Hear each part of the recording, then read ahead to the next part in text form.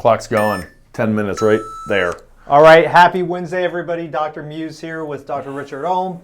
Back for another coffee clinical chat. So today we had a pretty good response on Instagram. We were choosing between huge swell of people. like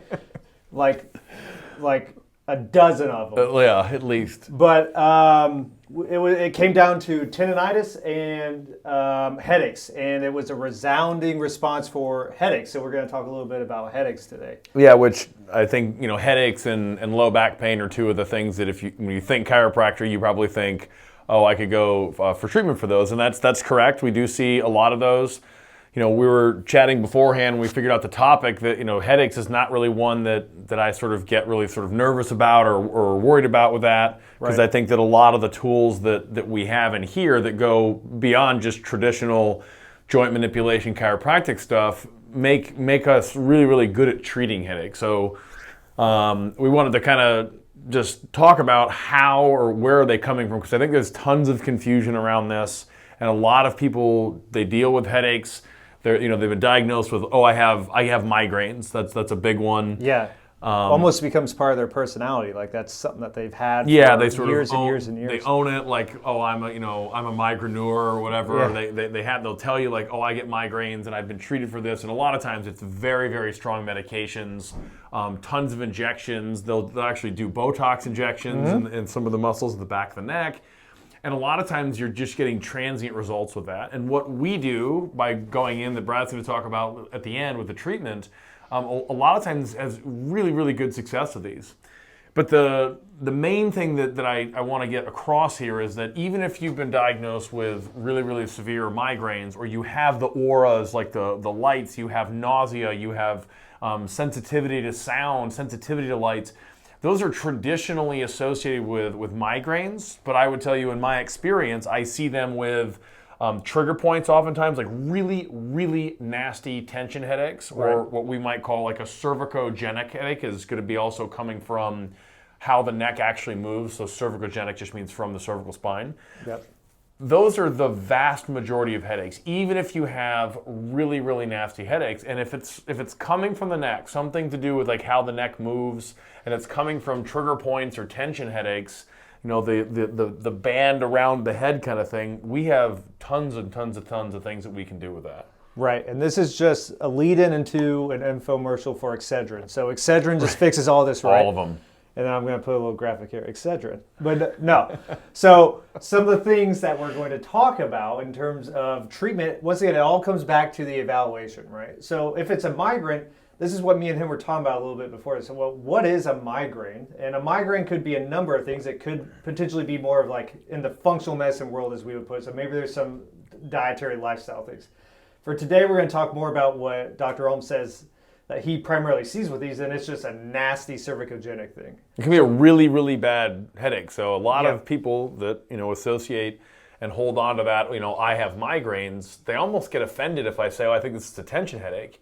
And I'm not saying that the headache is any more or less severe. Mm-hmm. We're just saying, like, if it's coming from, muscle, if it's coming from anything sort of mechanical in the body, we have a very, very good chance at addressing it. Right. So in terms of treatment, the first one that we have to talk about, Mckenzie Method. Certified. Yeah. Certified Mckenzie Still Method. certified. We've mentioned the derangements in the spine, and that could be a causative factor of this, where it could be a matter of checking these repeated movements, or a lot of times for headaches, it's more of a sustained or rotary type motion that could be the reductive maneuver. So basically, the thing that makes you better. So the derangement is a syndrome that they use in Mckenzie. It's a term or a classification. But what's great about that, when you find someone, if they are a Mckenzie responder, then we can give you an exercise that very quickly gives you power over your symptoms.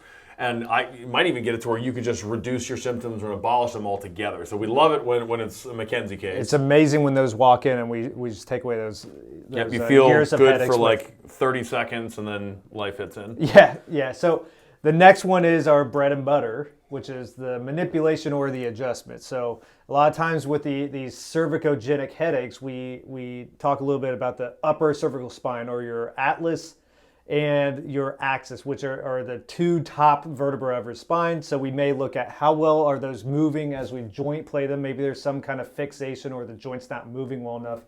And then all we're doing with the adjustment is restoring proper movement to those upper cervical vertebrae. So sometimes that can be a helpful tool that we use. Not that it's the overall answer, but it can play a huge part in the overall treatment. Yeah, the Mckenzie, if they're Mckenzie responder, you would have an exercise that you're doing at home that's going to continue the improvement as opposed to just being dependent on, coming into the office and us bestowing our healing powers on you.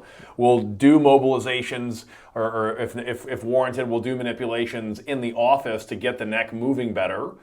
And that's going to improve not only a cervicogenic headache that's coming from sort of the mechanics of the spine, but it also treats a tension headache because there's a lot of very, very prominent muscles on the top part of your neck that frequently produce the pain behind your eye, the one wrapping up around your head, the squeezing, your head's in a vice. Those oftentimes are coming from trigger points mainly in a group of muscles called your suboccipitals, which is the area back here. So a manipulation is not only going to help improve how the spine actually moves, it's going to then also treat the tension headache because then you won't have as much of those trigger points and the muscle tension. Right. The next one we'll talk about is one that we've already talked about on one of our coffee chats, and that was TMD, or temporomandibular dysfunction, so pain in the jaw. So a very smart doctor that we both have learned a lot from, Dr. Carol Levitt, he said that 100%. 100% of all cervical spine cases have TMD involvement. Yep. 50% of them, it's the primary cause. Right. So there's a huge That's not even headaches. That's not even headaches. Yeah. Right. And there's a huge intimate relationship between the function of the jaw and the cervical spine. So if someone presents with one or the other, we gotta check the other one in that relationship. So watch this video. I'm going to try to get that right there. So go back and watch the other coffee. Can I help?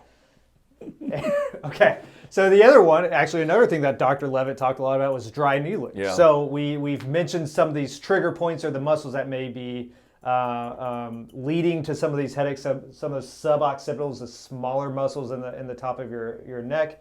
Dry needling is a very powerful tool in terms of going after that. Same thing with the muscles of the jaw. Some of these bigger muscles like the traps, which can also refer up to the head. So dry needling is going to be a slightly more invasive, but very, very safe, but incredibly powerful way to treat trigger points. And trigger points are focal area of the muscles that are hypersensitive and they radiate and refer pain. I personally believe that 99% of all musculoskeletal pain, whether it's a headache, heel pain, plantar fasciitis, anything, it's coming from trigger points. So it's incredibly powerful to have dry needling in here that we can use to treat trigger points, which are basically going to be the tension headache or any sort of musculogenic headache. So it's a really, really nice tool to have. Yep. So all of these things that we've talked about so far are good in moving the symptoms in the appropriate direction, but then we got to figure out, okay, what's the underlying reason? Is it how we position ourselves at work every day? Are we stabilizing in a poor manner or breathing in a different stereotype that may lead to some of that excess tightness up here? These are things that we got to find through the exam. So far the things we've talked about will help kick out some of the symptoms. We got to change What's the cause, yeah. Another one would be stress. Which we need to definitely, we got a minute here. We definitely need to plug the stress challenge. So speaking of stress management. Speaking of stress management. Yeah, so over the month of November, it's going to be a month where we focus on stress management. It's a health challenge. Yes. But we're going to focus on stress.